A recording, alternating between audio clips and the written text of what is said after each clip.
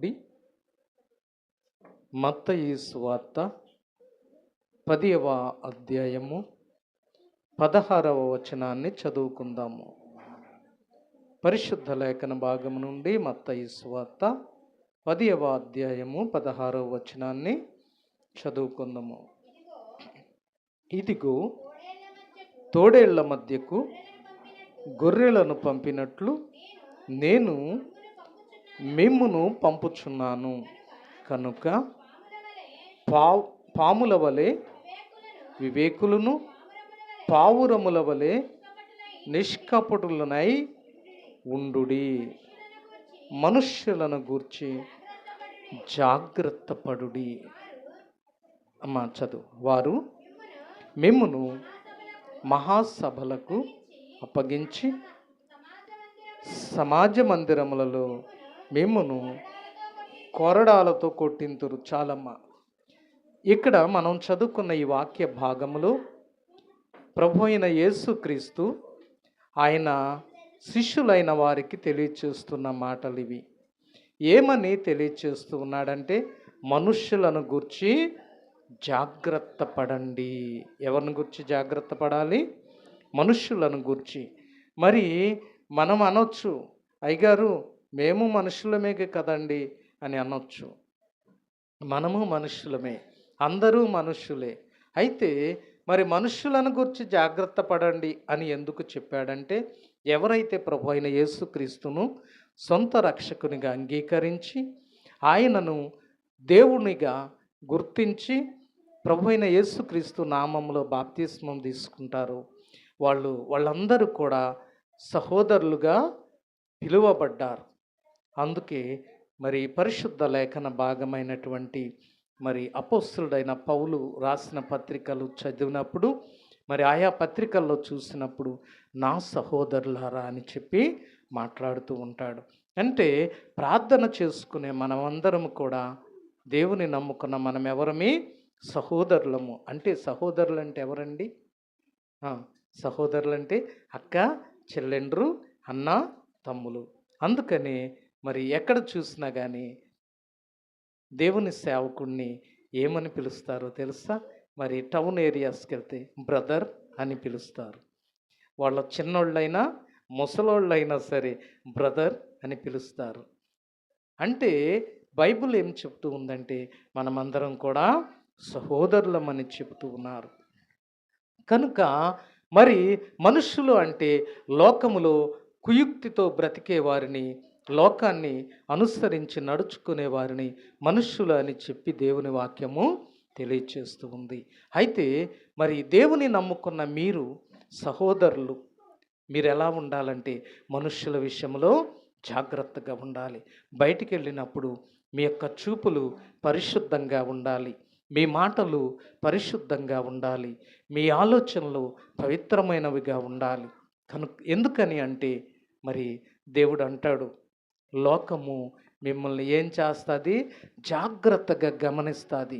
ఎక్కడైనా మీలో వీక్నెస్ దొరికినట్లయితే, ఫలానా పాస్టర్ గారు మంచివాడు కాదండి, ఆయన ప్రార్థన చేస్తాడు, వాక్యం చెప్తాడు, ఆయన క్యారెక్టర్ చాలా చెడ్డది, ఆమె క్యారెక్టర్ చాలా చెడ్డది, ఫలానా సిస్టర్ గారు ఉన్నారు, ఆమె ప్రార్థన చేస్తుంది కానీ సరి అయిన ప్రవర్తన తనకు లేదు, తన బిహేవియర్ మంచిది కాదండి అని ఇలాగ మాట్లాడతారు. ప్రతి విషయంలో మన క్యారెక్టర్లో తప్పులు పట్టడానికి చూస్తారు, మన మాటల్లో తప్పులు పట్టడానికి చూస్తారు, మన చూపుల్లో తప్పులు పట్టడానికి చూస్తారు. కనుక లోకములోకి వెళ్ళినప్పుడు మీరు ఎలా ఉండాలి? మనుషులతో జాగ్రత్తగా ఉండండి. ఎలా ఉండాలి అంటే, పాముల వలె వివేకము కలిగి ఉండాలి, పావురము వలె నిష్కళంకంగా ఉండాలి అని చెప్పారు. పాము గురించి నేను మీకు వివరిస్తూ వచ్చాను. పాములో ఉన్న ప్రత్యేకత ఏంటి అంటే, దానికి చెవులు ఉండవు, వినిపించదు. మరి ఏంటి, ఎలా వింటుంది సౌండ్స్, శబ్దాలు అనేది మనం చూసినట్లయితే, మనుష్యుడు ఒక వ్యక్తి వెళుతూ ఉన్నప్పుడండి ఆ పాము అలికిడి పసిగడుతుంది. ఎలా పసిగడుతుంది అంటే, దాని పొట్ట కింద ఒక పలుచటి చర్మం ఉంటుంది. ఆ పలుచటి చర్మము ఆ మనిషి నడుస్తూ ఉన్నప్పుడు, భూమి అదురుతూ ఉన్నప్పుడు, మనిషే కానీ జంతువు కానీ ఆ యొక్క శబ్ద తరంగాలను ఈ పలుసటి పొర దానికి తెలియచేస్తుందన్నమాట.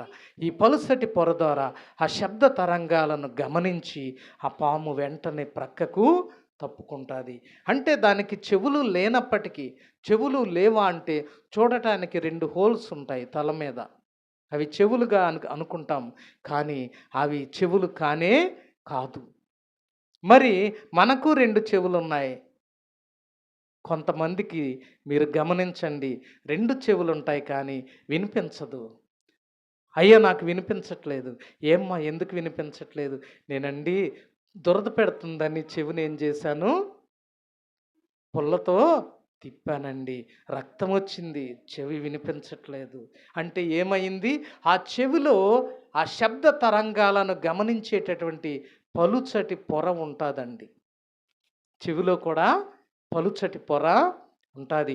దానినే కర్ణబేరి అంటాము. ఆ పలుచటి పొర ఎప్పుడైతే నీవు ఆ పిన్నిసు లేక చీపురు పుల్ల కోడేకతో తిప్పావో అది హోల్ పడి ఏమవుతుంది? చినిగిపోయింది ఆ పలుచటి పొర. అందుకని ఆ చెవి ఏమవుతుంది? వినిపించటం లేదు. నీవు శబ్ద తరంగాలను గమనించలేవు, గ్రహించలేవు. ఆ శబ్ద తరంగాలు గ్రహించాలి అంటే నీ చెవిలో ఏ రీతిగా పలుచటి పొర కర్ణబేరి ఉందో అదే రీతిగా పాముకి పొట్ట కింద పలుచటి పొర, శబ్ద తరంగాలను గ్రహించే పొర పాముకి పొట్ట కిందే ఉంటుందన్నమాట. కనుక అది గమనిస్తుంది. చెవులు లేనప్పటికీ ఆ చెవిటి పాము ఏం చేస్తుంది? ఆ పొట్ట ద్వారా శబ్ద తరంగాలను గమనించి మనుష్యులు వస్తూ ఉన్నప్పుడు వెంటనే ప్రక్కకు తొలగి చిన్న అడ్డమేది ఉన్న వెంటనే అది దాక్కుంటుందండి. అంటే ఎంత వివేకం కలిగింది పాము అనేది దేవుడు తెలియచేశాడు. అలాగే పావురం గురించి కూడా విన్నాము. పావురం ఎంతో ప్రత్యేకమైన పక్షులన్నిట్లో శ్రేష్టమైనది పావురము, గువ్వ. ఈ 2 కూడా పవిత్రమైనవి, ప్రత్యేకమైనవి. అందుకనే ఆ దినాల్లో బలులర్పించే సమయంలో పావురాన్ని కానీ గువ్వను కానీ బలిచ్చేవారన్నమాట దేవునికి పాత నిబంధనలో. అయితే మరి పావురములో ఉన్న ప్రత్యేకతలు మనము పోయిన వారం మీకు చెప్పాను. మరి కొంతమంది ఈ దినాన పోయిన వారం రాని వారు వచ్చారు కాబట్టి మళ్ళా చెప్తూ ఉన్నాను. పావురములో ఉన్న ప్రత్యేకతలు ఏంటంటే, పావురము ప్రత్యేకంగా గింజలు మాత్రమే తింటుంది. ఏం గింజలు? ఏ గింజలైనా, ఊదలే కావచ్చు, వడ్లే కావచ్చు, పెసరై కావచ్చు, మినుములే కావచ్చు, ప్రతి ఒక్కటి కూడా గింజలు మాత్రమే తింటుంది పావురము. పావురములో ఉన్న ప్రత్యేకతలు. ఈ పావురం అండి బురద ఉన్న ఆ చెమ్మ ప్రాంతాల్లో వాలటానికి అది ఇష్టపడదు. చక్కగా మెరక ప్రాంతాల్లో మరి మైదాన భూముల్లో వాలటానికి అది ఇష్టపడుతుంది. అలాంటి ప్రాంతాల్లో మేతను అది ఏరుకొని తింటుంది, గింజలను. చచ్చిన వాటిని పావురము తినదండి. పావురంలో ప్రత్యేకతలు. అదే రీతిగా ఈ పావురంలో ఉన్న ప్రత్యేకతలు ఇంకేం చెప్పాను? పావురములో తన ఏ పక్షిని కోసి చూసినా కానీ కాలేయానికి అంటిపెట్టుకుని చేదు గ్రంథి ఉంటుంది అమ్మా. అయితే ఈ పావురంలో చేదు అనేది ఉండదు. దాన్ని కోసి చూస్తే పావురంలో చేదు ఉండదు. ఇంకా దీనిలో ఉన్న ప్రత్యేకతలు ఏంటంటే, పావురము 2 కలిసి ఉంటాయి. ఆడ పావురము, మగ పావురము. అంటే పెంటి పావురము, పోతు పావురము అంటారు వీటిని లాంగ్వేజ్లో చూస్తే. అయితే ఒక ఆడపావురము చనిపోతే ఆ పోతు పావురం వేరే ఆడపావురంతో జత కట్టడానికి ఇష్టపడదండి. అదేవిధంగా పోతు పావురం చనిపోతే ఆ ఆడపావురం అలా ఒంటరిగా ఉండి ఏడుస్తూ క్షీణించి చనిపోతుంది తప్ప వేరే మగ పావురంతో జంట కట్టదు. ఇది సెక్సువల్గా ఎంతో ప్రత్యేకత కలిగి ఉంటుందన్నమాట పావురము. అంత మాత్రమే కాదు, ఈ పావురము రాత్రుళ్ళు పగలు కూడా మరి ఆహారాన్ని సంపాదించుకోవటానికి పగలు వెళ్ళినప్పుడు మరి ఆహారాన్ని సంపాదించుకుని తిరిగి వచ్చి తన గూట్లో పడుకుని ఏడుస్తూ ఉంటుంది. అంటే మూలుగుతూ ఉంటుంది. మూలుగుతూ ఉంటుంది. అంటే ఈ మూలుగు దేనికి సాదృశ్యం అంటే, ఒక విశ్వాసి దేవుని నమ్ముకున్న వ్యక్తి ప్రతి సమయంలో కూడా ఏం చేయాలి? దేవుని స్తుతిస్తాడన్నమాట. నిజమైన ప్రార్థనా పరుడు ఖాళీ దొరికిన సమయంలో, ఎప్పుడు ఖాళీ ఉంటప్పుడు దేవుని స్తుతించే వ్యక్తిగా, దేవుని సన్నిధిలో ప్రార్థించే వ్యక్తిగా ఉంటారు. అందుకే దేవుని వాక్యం చెప్తుంది, ఎల్లప్పుడూ ప్రభునందును ఆనందించండి. సమయమనక అసమయమనక ఎక్కడ ఆనందించాలి? ప్రభువులో ఆనందించాలి. అదే రీతిగా పావురము ప్రతి సమయంలో కూడా, ఖాళీగా ఉన్న ప్రతి సమయంలో మూలుగుతూ దేవుని స్తుతిస్తూ ఉంటుంది. ఇది ఒక ప్రార్థనా పరుడైన, గొప్ప ప్రార్థనా పరుడైన విశ్వాసికి లేక దేవుని సేవకునికి సాదృశ్యంగా పావురము కనిపిస్తుంది. ఇన్ని ప్రత్యేకతలు పావురములో కనిపిస్తూ ఉన్నాయండి.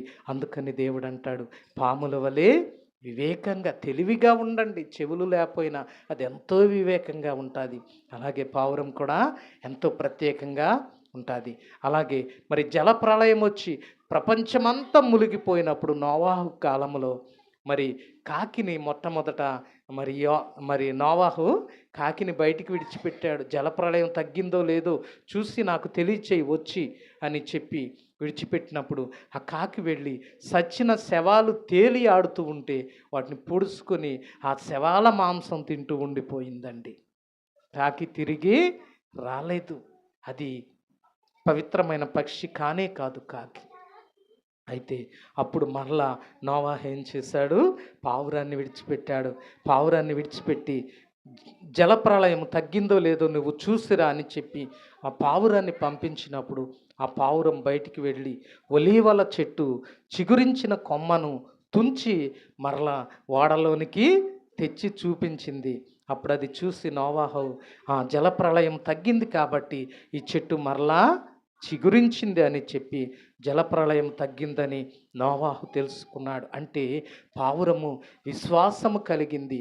తను ఏ గృహంలో పెంచుతారో కొన్ని వేల కిలోమీటర్ల దూరంలో తీసుకుపోయి వదిలేస్తే తిరిగి మరలా అదే ఇంటికి ఎంతో విశ్వాసంతో వచ్చేస్తుంది. పావురంలో ఏముంటుంది? విశ్వాసం ఉంటుంది. ఇన్ని ప్రత్యేకతలు పావురంలో ఉన్నాయండి. అందుకే దేవుడు అన్నాడు, పాముల వలె వివేకంగా ఉండండి, పావురం వలె నిష్కళంకంగా కపటం లేకుండా ఉండండి అని చెప్పి మాట్లాడి ఆయన శిష్యులను పంపిస్తూ మనుషుల విషయంలో జాగ్రత్తగా ఉండండి అని చెప్పి దేవుడు తెలియచేశాడు. దేవుడు తెలియచేసిన తర్వాత మరి యేసు ప్రభుని మరి మనుషుల విషయంలో చూసినట్లయితే ఏ మనుషుల్లో చూసినా లోపాలు కనిపిస్తాయి, కానీ దేవుణ్ణి చూస్తే గనుక దేవునిలో ఏ లోపము కనిపించదు. కనుక ప్రభువైన యేసుక్రీస్తు ఎలా మాట్లాడారు, ఆయన ఈ భూలోకంలో జీవించినప్పుడు ఎంత తెలివిగా ఉన్నారు, ఎంత వివేకంగా ఉన్నారు, ఎంత జ్ఞానం కలిగి మాట్లాడారు అనే విషయాలు మనము తెలుసుకుంటూ ఉన్నాము. ప్రభువైన యేసుక్రీస్తు ఏ రీతిగా జ్ఞానం కలిగి మాట్లాడారు, మనం కూడా ఆ రీతిగా మాట్లాడాలని వింటూ ఉన్నాము. సరే, మార్కు సువార్త 12వ అధ్యాయము పరిశుద్ధ లేఖన భాగము నుండి మార్కు సువార్త 12వ అధ్యాయము 18వ వచనం నుండి చదువుదాము కొన్ని మాటలు. పునరుద్ధానము లేదని చెప్పేడి సద్దూకయ్యులు ఆయన యొద్దకు వచ్చి, బోధకుడా, తన భార్య బ్రతికి ఉండగా ఒకడు పిల్లలు లేక చనిపోయిన ఎడల వాని సహోదరుడు వాని భార్యను పెండ్లి చేసుకొని తన సహోదరుని సంతానము కలుగజేయవలెనని మోషే మాకు రాసి ఇచ్చెను. చాలా అక్కడ ఆగుదాం. ఇక్కడ చూసిన ఈ వాక్యములోనండి ప్రభువైన యేసుక్రీస్తు మరి దగ్గరికి కొంతమంది పరిసయ్యులు సద్దూకయ్యులు వచ్చి ఆయన మాటల్లో తప్పు పట్టుకోవాలని చూశారు. ఎవరి మాటల్లో? ప్రభువైన యేసయ్య మాటల్లో తప్పు పట్టాలని చూసి పరిసయ్యులు సద్దూకయ్యులు వచ్చి మాట్లాడుతూ ఉన్నారు. యేసయ్య, నీవు సత్యవంతుడవు, నీవు యథార్థంగా మాట్లాడే దేవుని కుమారుడు అని మాకు తెలుసు. అయితే ఒక వ్యక్తి పెళ్లి చేసుకున్నాడు. పెళ్లి చేసుకున్న తర్వాత తన భార్యతో కాపురము చేశాడు కొంతకాలము. అయితే తనకు పిల్లలు పుట్టలేదు. ఎవరికి? ఆ వ్యక్తికి పిల్లలు పుట్టలేదు. పిల్లలు పుట్టకపోగా తను యవ్వన ప్రాయంలోనే భర్త చనిపోయాడు. భార్య ఒంటరిగా మిగిలిపోయింది. గొడ్రాలుగా ఉంది, పిల్లలు లేరు.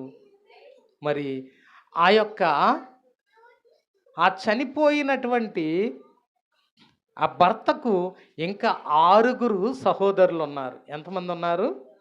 6 తమ్ముళ్ళు ఉన్నారు. ఇప్పుడు భర్త చనిపోయాడు, పిల్లలు లేరు. మరి ఇప్పుడు అన్నగారు చనిపోయిన తర్వాత తమ్ముడు ఆ స్త్రీని పెళ్లి చేసుకోవాలి కదా. అప్పట్లో రూల్ ఏంటంటేనండి, ధర్మశాస్త్రము రూల్ ఏంటంటే, ఒక అన్నదమ్ములు ఇద్దరు ఉన్నారనుకోండి, అన్నయ్య భార్య పెళ్లి చేసుకున్న తర్వాత భార్యకు పిల్లలు లేకుండా అన్నయ్య చనిపోతే తర్వాత ఎవరు చేసుకోవాలి? ఆమెని తమ్ముడు చేసుకోవాలి, తన సహోదరుడు చేసుకోవాలి. ఇప్పుడు భర్త చనిపోయాడు, ఇంకా 6 సహోదరులు అతనుకున్నారు. భర్త చనిపోయాడు, ఇప్పుడు తన సహోదరుడు పెళ్లి చేసుకున్నాడు. మరలా పిల్లలు పుట్టలేదు. ఆ రెండో వాడు కూడా చచ్చిపోయాడు. మరలా మూడో వాడు చేసుకున్నాడు. ఈ మూడో వాడికి కూడా పిల్లలు పుట్టలేదు, వాడు చనిపోయాడు. నాలుగో వాడు చేసుకున్నాడు. ఇలా 7 చేసుకున్నారు. 7 చనిపోయారు. 7 భర్తలు చనిపోయారు. అయితే ఆమె పిల్లలు లేకుండా గొడ్రాలుగా ఉంది. ఈమె కూడా చనిపోయింది. వృద్ధాప్యం వచ్చిన తర్వాత ఈమె కూడా చనిపోయింది. చనిపోయిన తరువాత ఇప్పుడు ఈ చనిపోయిన ఆమె ఈ 7 ఎవరికి భార్య అవుతుంది అని అడిగారు. ఎవరి భార్య అని చెప్పాలి? మనం ఆలోచిద్దాం. ఎవరి భార్య? మనమైతే ఏం చెప్తాం? మనమేం చెప్తాం? కొంతమంది 7 భార్య అంటారు, కొంతమంది మొదటి వ్యక్తికి భార్య అంటారు. కానీ యేసయ్య న్యాయాధిపతి అయిన దేవుడు. ఆయన ఎలాంటి దేవుడండి? న్యాయాధిపతి. చూద్దామా ఆయన ఏం చెప్పారో? చూద్దామా? 23 నుండి చదవండి అమ్మా. 12:23 నుండి. పునరుద్ధానమందు వారిలో ఎవరికి భార్యగా ఉండును, ఆమె ఆ 7 భార్య ఆయను కదా అని అడిగిరి. అందుకు యేసు, మీరు లేఖనములు కానీ దేవుని శక్తిని కానీ ఎరుగకపోవటనే పొరబడుచున్నారు. వారు మృతులలో నుండి లేచునప్పుడు పెండ్లి చేసుకొనరు, పెండ్లికి ఇవ్వబడరు. కానీ పరలోకమందు ఉండు జ్యోతుల వలె, పరలోకమందున్న దూతల వలె ఉందురు. చూసారా? ఇప్పుడు ప్రభు అయిన యేసుక్రీస్తు ఏమని సమాధానం చెప్తూ ఉన్నారంటే, ఆ 7 ఎవరికి భార్య అవుతుందయ్యా ఈమె అని అడిగినప్పుడు యేసయ్య అంటున్నారు, పరలోకంలోనంట పెళ్ళి చేసుకోవటం కానీ పెళ్ళికి ఇవ్వటం కానీ ఉండదంట. మనం చనిపోయిన తర్వాత పరలోకంలో పెళ్ళిళ్ళు ఉండవు. నీకు 90 సంవత్సరాలు వచ్చి చనిపోయినా, 100 సంవత్సరాలు వచ్చి నువ్వు చనిపోయినా పరలోకంలో ఎలా ఉంటావు తెలుసా? యవనస్తురాలి వలె అందమైన స్త్రీలాగా, అందమైన పురుషునిలాగా ఉంటాము. ఈ దేవుడండి, నీవు చనిపోయిన తరువాత నీవు ఈ లోకంలో నల్లగా ఉన్నా, తెల్లగా ఉన్నా, అందంగా ఉన్నా, అసహ్యంగా ఉన్నా, నువ్వు చనిపోయిన తర్వాత ఎలా ఉంటావో తెలుసా? దేవుని దూతలాగా ఉంటావంట. హల్లెలూయా! ఎలా ఉంటాం మనం? నిన్ను ఇక్కడ అంటున్నారేమో, నువ్వు అందంగా లేవు, నల్లగున్నావు అని అసహించుకుంటున్నారేమో. ఈ లోకంలో నువ్వు అందంగా లేకపోవచ్చు, కానీ నువ్వు చనిపోయిన తర్వాత ఎలా ఉంటావంట? దేవుని దూతలు ఎలా ఉంటారు? తెల్లగా, అందమైన, ఎంతో అందంగా, సౌందర్యంగా ఉంటారు. ఈ లోకంలో నిన్ను నీ భర్త అసహించుకోవచ్చు, ఈ లోకంలో నిన్ను నీ భార్య అసహించుకోవచ్చు, కానీ నీవు దేవుని నమ్ముకొని చనిపోతే ఆ లోకంలో ఎలా ఉంటావంట? ఎలా ఉంటామమ్మా? దేవుని దూతలాగా. హల్లెలూయా. దేవుని దూతలాగా ఉంటారంటండి. ఈ లోకంలో అయితే కొంతమంది అందంగా ఉంటారు, కొంతమంది అసహ్యంగా ఉంటారు. కానీ దేవుని రాజ్యములో అందరూ అందంగానే ఉంటారంట. దేవునికి తేడాలు ఉన్నాయా? ఈ లోకంలోనే మనుషులకి తేడాలు. ఆమె బాగలేదు, ఏం బాగుంది. దేవుని దగ్గరంట అందరూ ఎంతో అందంగా దేవుని దూతల్లాగా ఉంటారంట. ఇంకా దేవుని రాజ్యంలో పెళ్ళిళ్ళు ఉండవంటండి. చాలామంది చెప్తారు, కొన్ని గ్రంథాలు చెప్తూ ఉన్నాయి ఏమనంటే, ఈ లోకంలో మనం పెళ్లి చేసుకుండా చనిపోతేనంట ఆ రాజ్యంలోనంట 11 మందినో 12 మందినో ఇస్తాడంట దేవుడు అని కొన్ని గ్రంథాలు చెప్తూ ఉన్నాయి. కొంతమంది చెప్తూ ఉంటారు. కానీ పరలోక రాజ్యంలో పెళ్ళిళ్ళు ఉండవండి, ఈ లోకంలోనే. ఇప్పుడు ఆమె చనిపోయింది, 7గురిని చేసుకుని ఆమె ఎవరికి భార్యగా ఉంటుంది అని వీళ్ళు అడిగారు. కానీ ఇప్పుడు దేవుడు అంటున్నాడు, అక్కడ ఎవరికి భార్యగా ఉండదు. ఇప్పుడు నేను చనిపోతే నేను ప్రసాద్లాగానే ఉంటాను. అంటే ఈ అందం ఉండదు, నూతనమైన అందం, ఎంతో అందంగా ఉంటాను. కానీ అమ్మగారు చనిపోయారు అనుకోండి, అమ్మగారు చనిపోతే అమ్మగారులాగానే ఉంటారు. ఆమె నా భార్య కానే కాదు, నా భార్యనే నాకు తెలియదు ఆ లోకంలోకి వెళ్ళిన తర్వాత. అలాగే నేను తన భర్తనని ఆమెకు అసలు ఈ యొక్క ఆలోచనలు అక్కడ ఉండవు. దేవుని రాజ్యంలో చెడ్డ ఆలోచనలు, మరి భార్య భర్తలు అనేటటువంటి ఫీలింగ్ కూడా ఉండదు. అక్కడికి వెళ్ళిన తర్వాత అందరం ఎలా ఉంటాము? పరిశుద్ధులంగా ఉంటామన్నమాట. దేవుడు చెప్తూ ఉన్నాడు. చూడండి ఎంత జ్ఞానంతో చెప్పాడో చూడండి దేవుడు. తర్వాత చూసినట్లయితే అమ్మా, తర్వాత చదువుదామా? 26 చదువుదాం. వారు లేచెదరని మృతులను గూర్చిన సంగతి మోషే గ్రంథమందలి ఆ పొదను గూర్చి భావములో చదవలేదా? ఆ భాగములో దేవుడు, నేను అబ్రహాము దేవుడను, ఇస్సాకు దేవుడను, యాకోబు దేవుడనని అతనితో చెప్పెను. ఆయన సజీవులు దేవుడు కానీ మృతుల దేవుడు కాడు. చూసారా? దేవుడు ఎవరి దేవుడు అంట? సజీవుల దేవుడు అంట, మృతుల దేవుడు కాదంటండి. ఎవరి దేవుడు అయినా? సజీవులకు దేవుడు, మృతులకు. ఇదేంటి? మృతులంటే చచ్చినవారు, చచ్చిపోయిన వాళ్ళకి దేవుడు కాదా? అంటే ఎలా చనిపోయిన వారు? ఆత్మీయంగా దేవుని నమ్ముకోకుండా చనిపోయిన వారికి ఆయన దేవుడు కాదంట. ఇంకా ఎక్కడ పంపిస్తాడు అప్పుడు? సజీవులకే దేవుడు అంట. అంటే ఆయన ఎవరైతే నమ్ముకుని ఆయన నామాన్ని విశ్వసించి బాప్తిసం తీసుకుంటారో వాళ్ళే పరలోకానికి వెళ్తారు. నమ్ముకున్న వాళ్ళు ఎక్కడికి వెళ్తారు? నరకాన్ని ఏలుబడి చేసేది ఎవరు? సాతాను. ఇప్పుడు వాళ్ళ దేవుడు అవుతాడు ఆయన? అవడం. సజీవులకే దేవుడు. ఎవరైతే ఆయన నమ్ముకుంటారో, ఆయన నామంలో బాప్తిసం తీసుకుంటారో వాళ్ళందరూ ఆయన దగ్గరికి వెళ్తారు. కనుక వాళ్ళకే, సజీవులకే దేవుడుగా ఉంటాడు ఆయన. దేవుని నమ్ముకుని చనిపోయిన వారికి మరణము లేదు, ఆత్మీయ మరణం లేదు. అందుకే వాళ్ళ సజీవులు.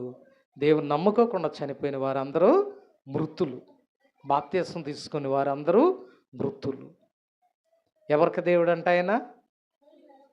సజీవులకు దేవుడు ఆయన. కనుక మరి నీవు నేను సజీవులుగా ఉన్నామా, మృతులుగా ఉన్నామా? జ్ఞానము కలిగి ఉన్నామా, జ్ఞానము లేక ఉన్నామా? ఎలా ఉండాలి మనము?